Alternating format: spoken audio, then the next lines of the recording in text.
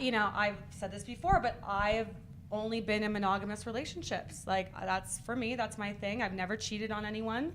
And yet I was also an escort, and I never bridged those two worlds. And I know where my values lie, and I my boundaries are very stern. That's the other misconception about sex work. It's like, oh, well, they must have no boundaries. We have the most insane boundaries. So what would you say, one critique that I get from one of my co-hosts of another show when he talks about this, it's once you put a dollar sign on it, then you've kind of devalued yourself, and you're now saying, like, I'm only worth X, versus a woman or a man that doesn't put a dollar sign on it, and then it's only within a container of, like, a monogamous relationship. I don't agree with that, obviously. But his take is you're almost devaluing it by putting a dollar sign on that exchange.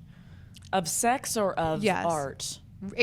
So I guess it goes back to the question too of what is art, because you do, right? There are pieces of art that you would say are, what would you say? What's the word? Priceless. Priceless, exactly. And then you can go buy something for $100, right? So there's a delineation. And hey, I was a musician. I wrote some shitty songs and I wrote some phenomenal songs. None of them you'll ever have heard of. But it's like, it's also nuanced, right? So sex with a partner, with a monogamous partner, sex with love is very different. Making love is very different. Like, sex is a whole language in and of itself. It does different things for us at different times, right? Like, I am someone that it alleviates, orgasm alleviates anxiety for me. When I'm stressed, that helps me. Most women are not like that. If they're feeling stressed out, then they can't even think sexually at all. To just cut in there, and I do apologize, Coral. It's my good Canadian in me, right? I think sorry. To the core of it, we know instinctually the power of sex. We know how mighty it is within us as an urge, as a part of our identity. Even if you are an asexual person and you're not interested in sexual interaction of a physical kind, that's your sexuality. Still defining. So knowing how profound a relationship we can have by exploring our sexuality and wanting to know it, sex work allows people to venture into that without the potential of, say, rejection, without the potential of being criticized too heavily by a sex partner. So that's a big value in sex work and the art of sex itself, and the value in experiencing it is like, maybe I'm just getting really excited here and cloudy by it, but the idea that if we can avoid some of those barriers that happen in human to human, outside of sex work attempts at connection, then why not seize it? If it means that you get to explore your sexuality, why not do that with a sex worker? Yeah.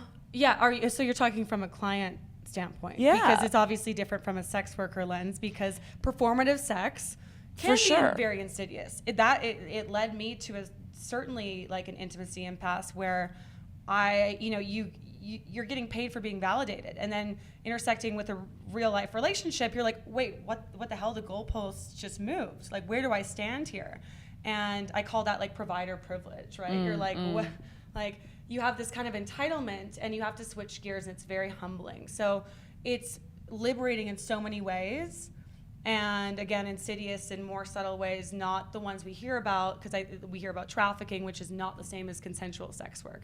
That's why I'm saying put a price tag on it. That's why I'm saying charge for that, and there should be a number on it. Yeah. It is art, and it is beautiful, and it is human, and it is worth something. Yeah. So to the people that think that having this more normalized or less stigmatized or more readily available or accessible, that's actually hindering them having a more deep connection with someone that they don't have to, right? Like, because now I don't have to work for it, and now this is the safer way for me to experience it without criticism. So I'm gonna just do this all of the time instead of being vulnerable and risking, right, being denied or whatever that is with there's a balance. Civilian. There's a balance that's required, and there's an awareness. I think that's the responsibility.